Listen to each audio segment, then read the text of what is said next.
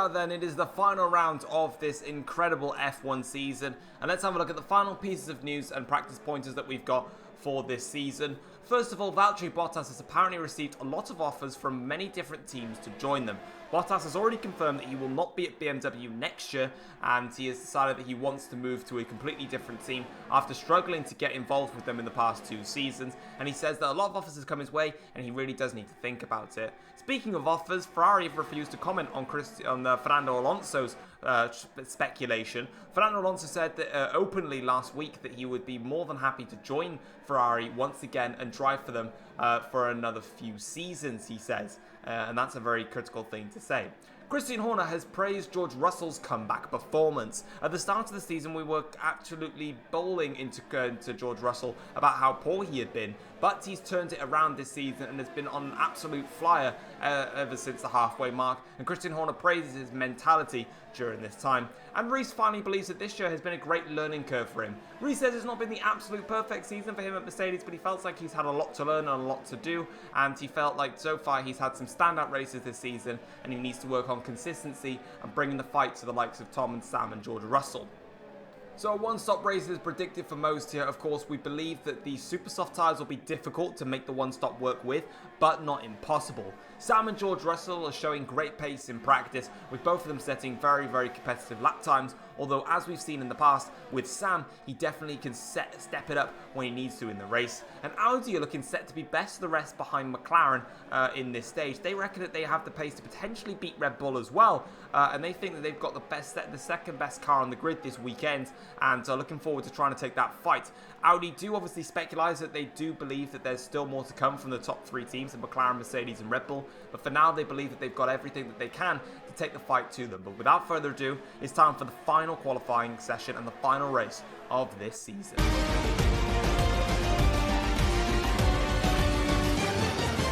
Hey, what is going on, guys? It is Foxy98 here. Welcome back to a brand new episode of the F1 journey for you guys today here on the channel.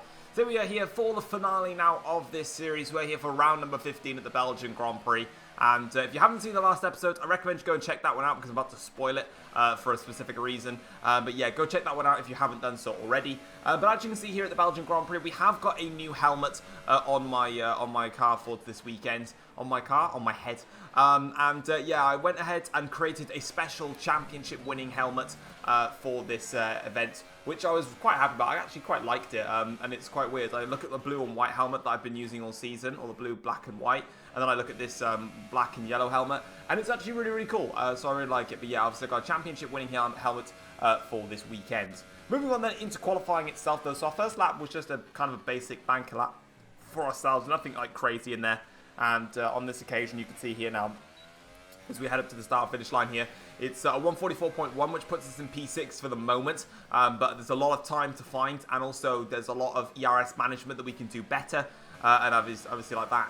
Moving on then into my final lap itself, and I put the car down to the lowest possible fuel that I could run to get out there. But for some reasons, we come through Stavolo corner now. We're 2 tenths up on our personal best lap here, and I'm really managing my ERS nicely until I got into the exit of Stavolo, and I ran out of fuel. So yeah, my car went into low fuel mode, and I was actually really, really upset by this one. I was not upset, I was just annoyed, because I was on for a really, really good lap. I think I was about 4 tenths down in the middle sector, and I knew that I could find some time in the final sector, and yeah, I was finished off 11th, and I was just a bit, like, gutted. I was sort of like, you know, that was a great opportunity to get a good qualifying position, and I was just over 4 tenths down in the middle sector. If it finished that way, I would have qualified on the front row of the grid, which is why I was a bit downbeat about it. But once again, it was just another case of my qualifying not going up to standards. And obviously, luckily, we're into the final race now. But yeah, really, really frustrated about that. But it's going to be P11 on the grid.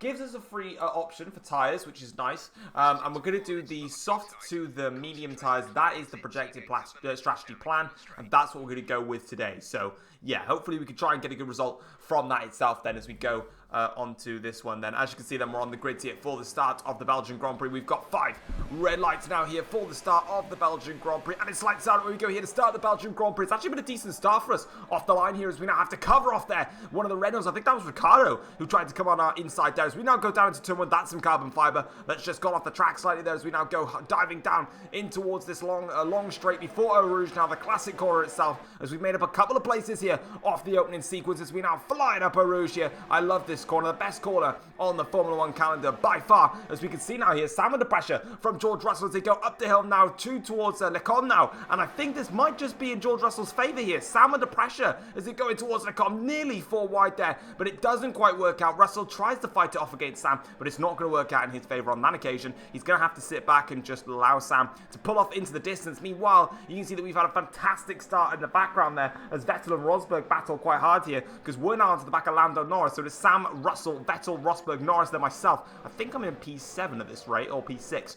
one of the two. But you can see that Reese is also in front of Hulkenberg. So a good start for both Mercedes cars. We've both managed to gain places, and that's a really good positive sign. Of course, the Drivers in the Constructors' Championship is wrapped up at this stage, but of course, there is still time to fight for some pride here.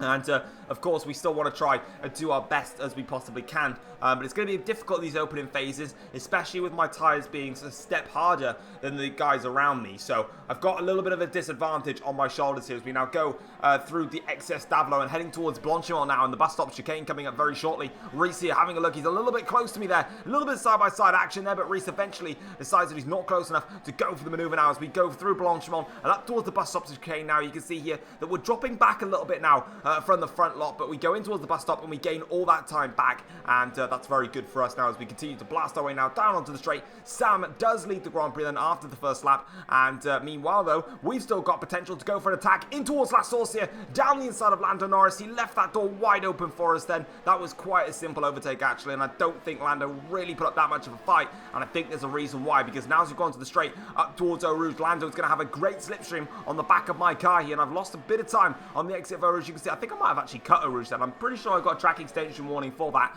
And as you can see now, we go super defensive here. And when I mean super defensive, that's just a little bit crazy stuff there. But eventually, we are going to just about hold off Lando Norris in towards Lecombe. And Reese manages to just find his way through. So, yeah, both Mercedes cars, once again, making places. As you can see now, me in my unusual black and yellow helmet. I actually really do like it. I was watching it in the editing. Like I said earlier, I kept watching it in the editing and I was like, yo, this helmet's cool. I didn't know how it was going to look. But yeah, I really liked it. Let me know what you think in the comment section down below. Do you like my helmet design or not?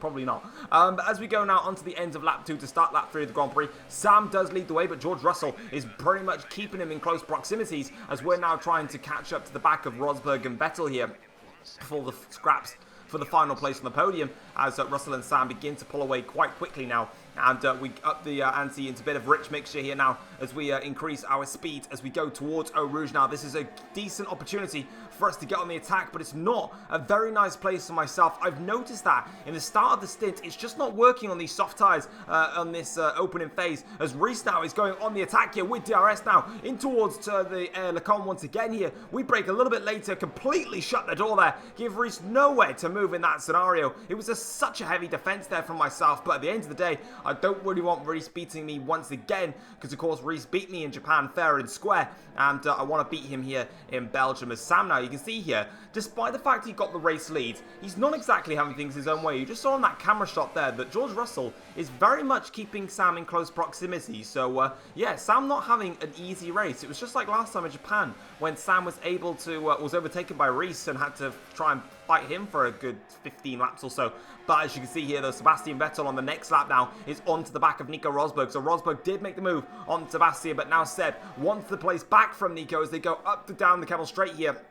And on towards the run towards Lecombe now. You can see Vettel here with the DRS, goes towards the inside line here. Nico Rosberg tries to fend it off here, but he's just about going to miss out there. They are having a good scrap here. They carry it on, but they both compromise their lines through there. Now Reese is trying to get involved in this. I got caught up in that. Reese now goes side by side myself. I decided to take a deep line in towards this next corner, and that puts me inside slightly quicker on the exit. And now Rosberg just loses out slightly. I tuck my nose in there. Rosberg gets flustered by that and has to just sort of back out of it. it. And really strange stuff there from Nico, as now Lando Norris is decided, yep, towards Pouon, let's make this one my move, and he does so, but Rosberg, fair play to Nico Rosberg, holds it around the outside, and both of them continue to scrap away now, as you can see there, Reese very close to the back of my car. Rosberg just holds on against Lando Norris, and that is their scrap over and done with 4 now, but I'm pretty sure that with them being that close, they're going to have a good old fight. As you can see now, it is Vettel, and then the 2 Mercedes cars. Once again, my overtakes are just letting Reese just carry on through, but now Reese has decided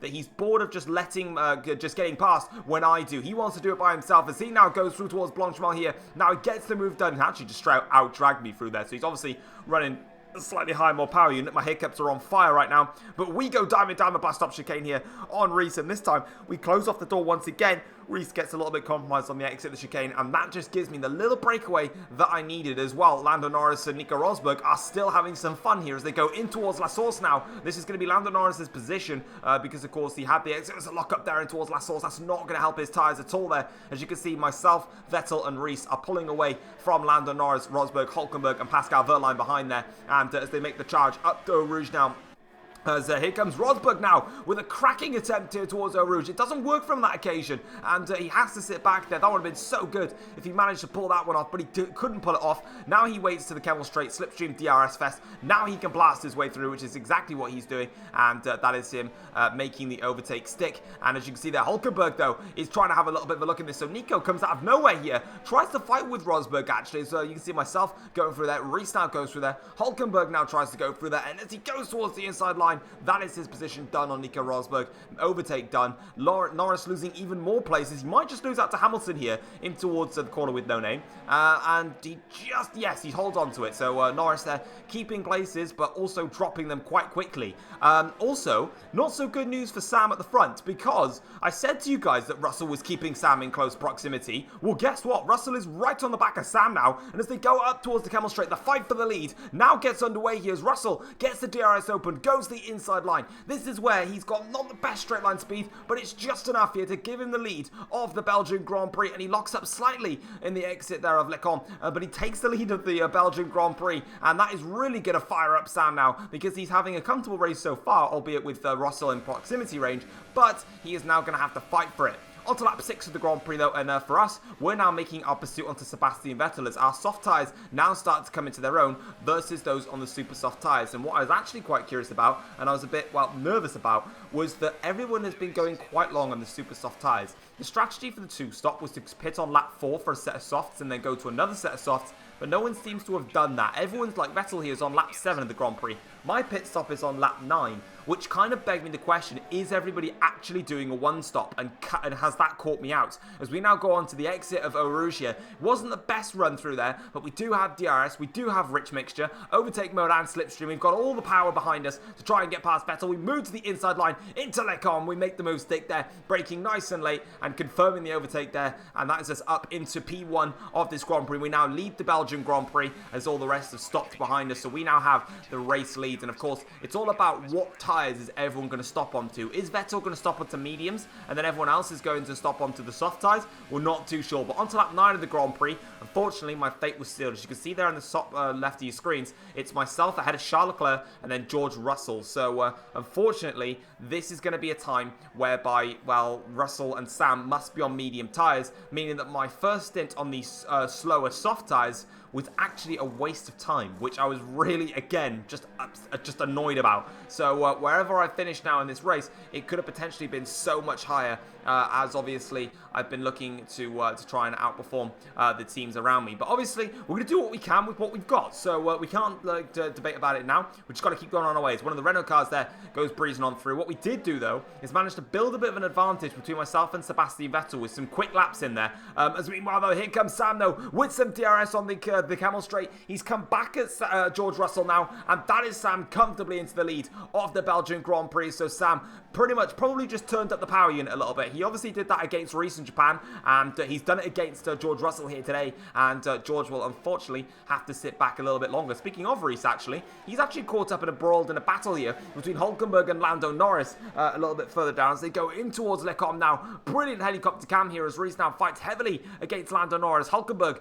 confirms the overtake, but Reese then is just about going to lose out. No, he's not. He carries it on. Good exit there. Great traction on the exit for Reese now as they go around the outside here. Not giving this one up without a fight is Reese now. As they go on through, it's just about going to miss off as Norris there, I think, clipped Reese's front wing slightly. And as you can see there, it is now, unfortunately, Reese in a bit of problems with one of the Lamborghini cars involved in there. And speaking of that Lamborghini car, big up Carlos Sainz, because here he comes now on the attack against Reese here, and also Lando Norris. This is some great stuff here as they now fly through Blanchimont. The three of them go wide there, and now as they go onto the exit, Reese now moves to the outside line of the bus stop chicane and actually goes for it against Lando Norris. He's going to try it. This is some great action from Reese now as he tries to really rally up against himself. We obviously saw some fantastic performance in wheel-to-wheel combat for Reese last time in the Japanese Grand Prix. Now here in Belgium, he's once again showing some great wheel-to-wheel action. Unfortunately, he is losing places, but he's certainly not losing them without a fight, as they now, unfortunately, Lando Norris there actually got the move done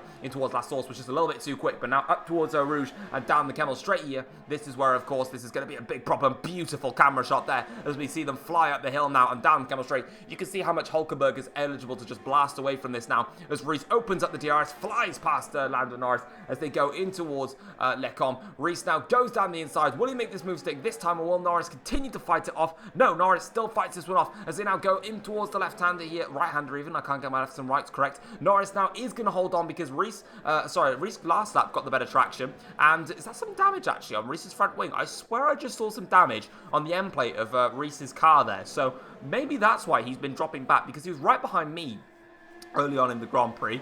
I wonder if he's taken some damage somewhere. Now, all the times that I closed off Reese, yeah, you can see here, actually, Reese is losing out to Norris, because here comes the Lamborghini car now of Carlos Sainz, and he's just going to fly on through there. So that assists him just up in another position. And, yeah, Reese now loses out to Sainz, which is a bit frustrating. And we go in towards the bus stop now with all of them along. And Lando Norris is just slowly but surely pulling away now. And I can see Lando pulling away with obviously just a Lamborghini car behind him. He's not really going to be that much of a threat, if any at all. But yeah, I swear I saw damage onto Reese's car. Now, when I was cutting off Reese, I was cutting off the front left end plate.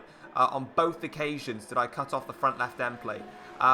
So it wouldn't have been any combat with myself. But I'm trying to notice it, and when I was in these replay cameras, I definitely could spot it as Reese now up the hill here towards the Camel Straight. He's now got the run on Carlos Sainz that he needs, because of course he wants to try and get back past Sainz here, and Sainz goes defensive now to the inside. Reese will take the outside line on this occasion. Sainz though with a little bit better braking, tries to fight his way on through. Very close stuff here, so Reese now attacks Carlos, but it doesn't work out for him. He loses out to Sainz, and Ocon there is in behind him. This is when I realized that Reese probably had a problem. I was scanning on through, and you can just see there that there's a tiny piece of the end plate missing. It's almost it's missing two of the little, I don't know what they're called. I'm not a bloody techno dude. You can see it there. Look, there's the damage. There's part of the wing missing there. So Reese is actually missing a bit of his front wing, and it's costing him some downfalls. And now as we go on through, here comes Carlos Sainz, and look at Carlos Sainz go. Hang on a second. He's just been fighting in a battle with Reese, and now all of a sudden he's coming at Lando Norris. Will he make this one stick against Lando Norris? This will be an absolute shock if he can do this. Go on, Carlos Sainz. I'm rooting for you in this fight. And do you know what? He's done it. He goes around the outside. Norris is going to still stay in there. Still going to fight this one as hard as he possibly can. But Sainz comes out from it. Down the inside goes Carlos. Fantastic move there from Carlos Sainz. He goes up a position and overtakes the McLaren of Lando Norris in the Lamborghini, which is which is definitely the second slowest car on the grid. And look at him. He's pulling away now as Carlos Sainz. What an absolute legend as they go flying on through. No, Sainz has got an issue. So all of that Carlos Sainz was doing has just given him a massive issue, and I think that's going to retire him from the Grand Prix. As now here comes Ocon to fight Norris as they go towards there. Ocon tried the dummy, but it didn't work. Reese there under more pressure, but Ocon now is flying on through, and you can kind of see with the fact that there's just replay cameras galore that obviously nothing was happening up front for me, so I was now trying to just focus on these lot as Ocon now attacks Lando Norris, and I think Lando Norris might have a problem as well. There's some contact there, bit of wheel barging there as they now try and fight on through. A little bit of a slapsy-bapsy there as Norris is now trying to defend the position he's got. Now he's got a five-way train here, and a lap later we now go back on boards here with Esteban Ocon a little bit further back. You can see how much the field separates until they get to a DRS zone here. But unfortunately for Pascal Wehrlein, he is now going to get onto the back of Reese, and this time he is going to make the move in the inside of Lecom. Reese tries to go around the outside. Wehrlein blocks that off, whacks into the back of Reese, and there's some more carbon fiber gone. So I think Wehrlein has just smashed into Reese's front wing, and Reese has just understeered again into Pascal Wehrlein, and it's pretty much just going to cap off what has not been a good Belgian Grand Prix. And there it is. There's even more damage to the front wing of Reese now. He's going to have to stop for a brand new front wing, which is just so frustrating. And on to lap 22 of the Grand Prix, the frustration for me was well and truly there. George Russell and Sam did indeed do super soft to mediums. I was kind of annoyed about that.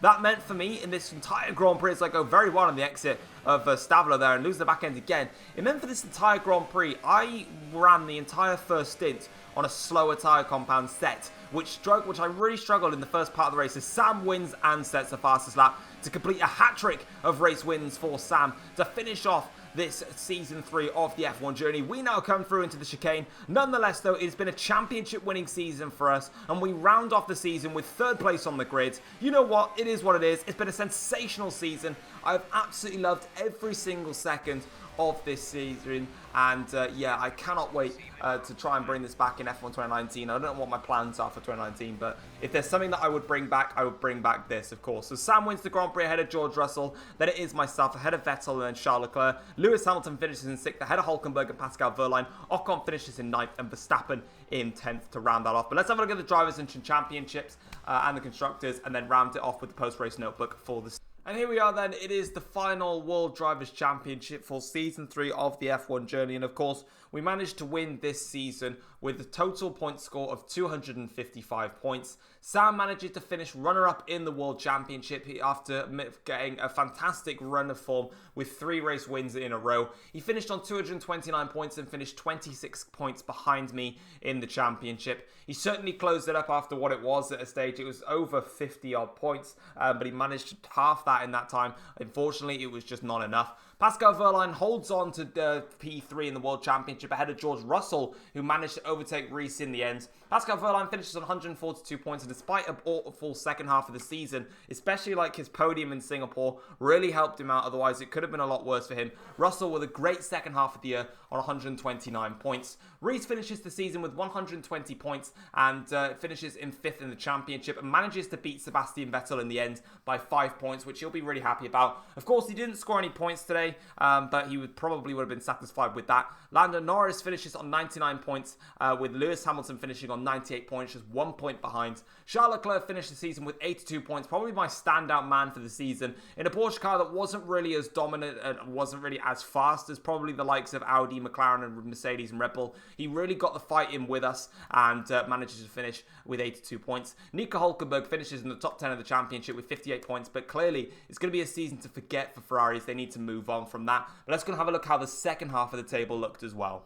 And here we have then the second half of the championship table. So in finishing in P11 was Max Verstappen with 42 points. Esteban Ocon came next with 38 points. It was a bit of a revolutionary time for Renault. They certainly got their A game together, but unfortunately it just dropped off again in the final few races of the season. Pierre Gasly finished with 36 points. He was 10th in the championship for such a long time, but unfortunately he just went on a massive run of just not scoring any points. Nico Rosberg finished on 34 points. Not a good season, like I said, for Ferrari. Carlos Sainz with 17 points this season, with Daniel Ricciardo just behind on 16 points, and obviously Ricciardo been quite the outsider for this year. Antonio Giovinazzi finished with 11 points for Jaguar, with Sergio Perez finishing with 4 points in his final season in F1, and both the BMW drivers of Valtteri Bottas and Nick de Vries didn't score a point this season as BMW rounded off an awful year.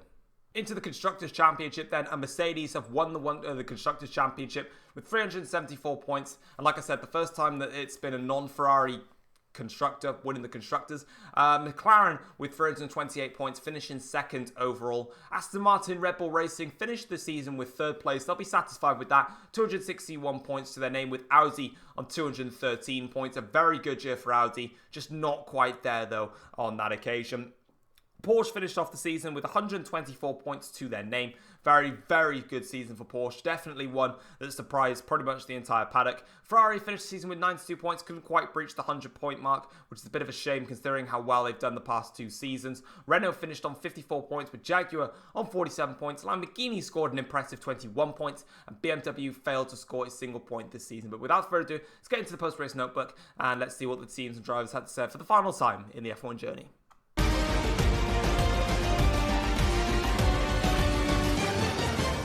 Heading into the post-race notebook then, and it was actually a little bit of a sign of intimidation coming out of the camp for Sam. With those hat-trick of race wins, Sam finally came out and he said that first of all he was extremely satisfied to be able to cap off the season with a very strong run of races. However, Sam has issued a warning to Tom and Mercedes for next season, saying that him and McLaren are coming for them and they're going to go for that title once again, and this time they're going to cure their reliability problems and they're going to absolutely go for it.